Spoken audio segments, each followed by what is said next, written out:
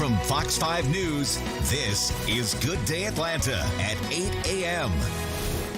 Atlanta's Edgewood Avenue neighborhood becomes the focus of an investigation after a shooting overnight. We are live with the latest as well as reaction from a witness. Also new this Wednesday, a man is stabbed near a MARTA station where he went to find help. What MARTA police are saying about the incident. Good morning, everyone. Good Wednesday morning. Welcome to Good Day Atlanta at 8. I'm Buck Lanford. Hey, Buck. I'm Caitlin Pratt in for Alex. We're doing a little shuffling today.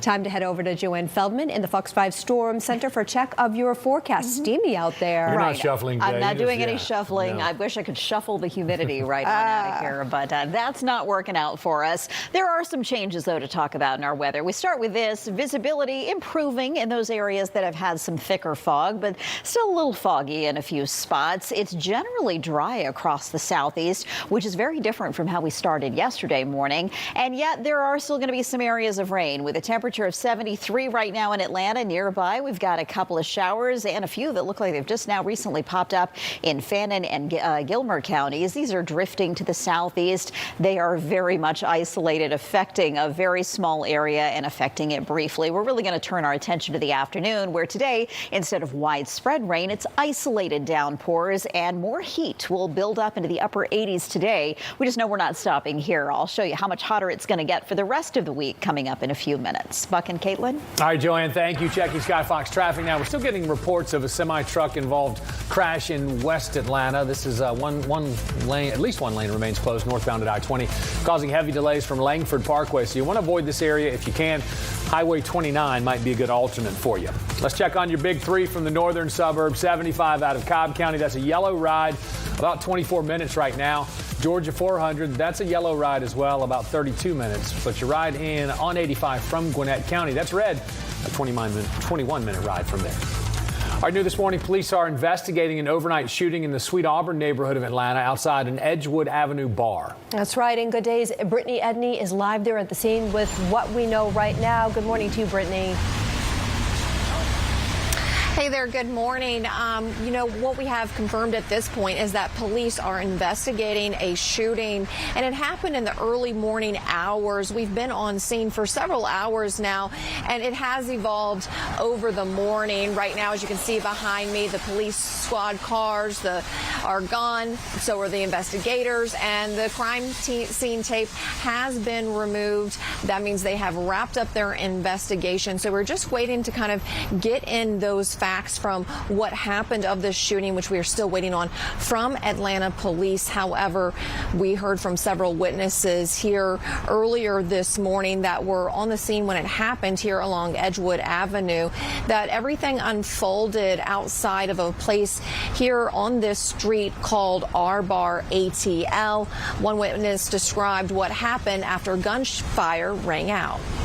So I was in the club, and I just saw people ducking, and apparently there was some shots going on outside, and they said somebody was shooting. So I was basically trying to make sure everybody around me was safe, but I saw everybody ducking, and I'm looking outside to make sure my truck is protected.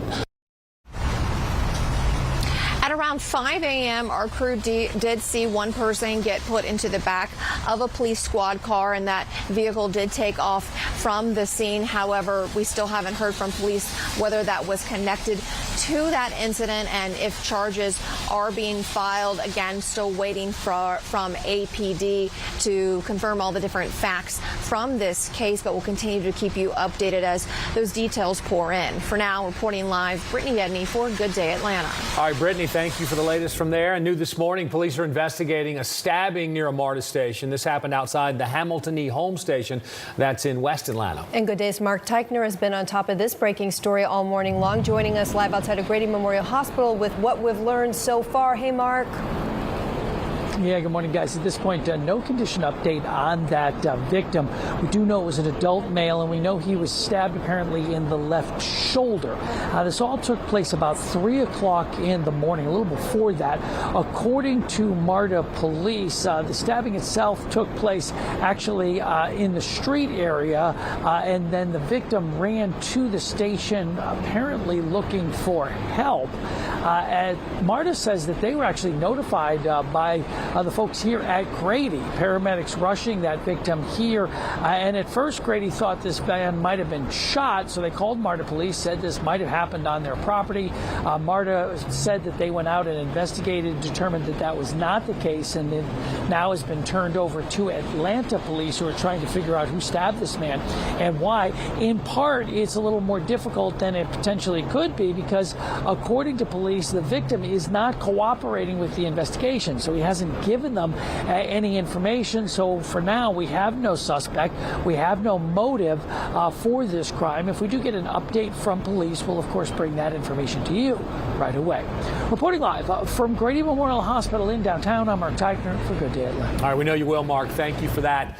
The Department of Justice has filed federal charges in 2 recent violent attacks on MARTA trains. That's right. 42-year-old Anthony Gresham is accused of shooting a teenager on a MARTA train in Midtown. And these new charges are on top of the state ones he already faces. Now, investigators say Gresham walked up to that MARTA train, shot the 17-year-old victim 3 times last Friday during rush hour. That teen thankfully did survive. The U.S. Attorney for the Northern District of Georgia says it's rare for the feds to get involved, but because it happened on a mass transit system, it falls under federal jurisdiction. Where the offense is committed on critical transportation infrastructure, there is an opportunity for the federal government to get involved. Historically, my office has not done that. There is a need at this moment, with FIFA World Cup on the horizon and with the violent crime out of control on MARTA, for us to do everything we can. The U.S. Attorney says he's particularly interested in cases with repeat offenders.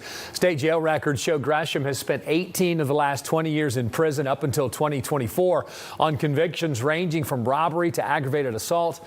If convicted on these new charges, he could face a mandatory minimum of 25 years in federal prison.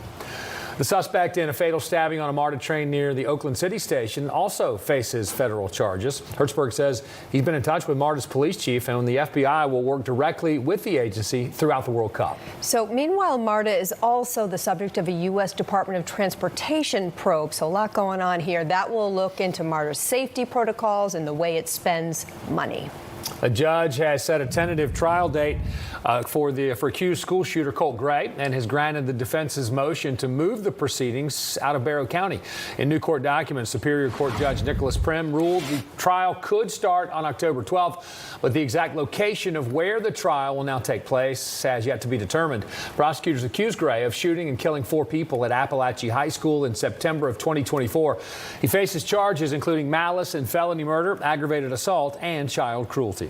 A new mugshot posted this morning for the Texas teenager found guilty of murdering another student at a track meet last year. You're looking at it. A jury convicting Carmelo Anthony for killing Austin Metcalf. Prosecutors say this all began after Anthony refused to leave a rival team's tent.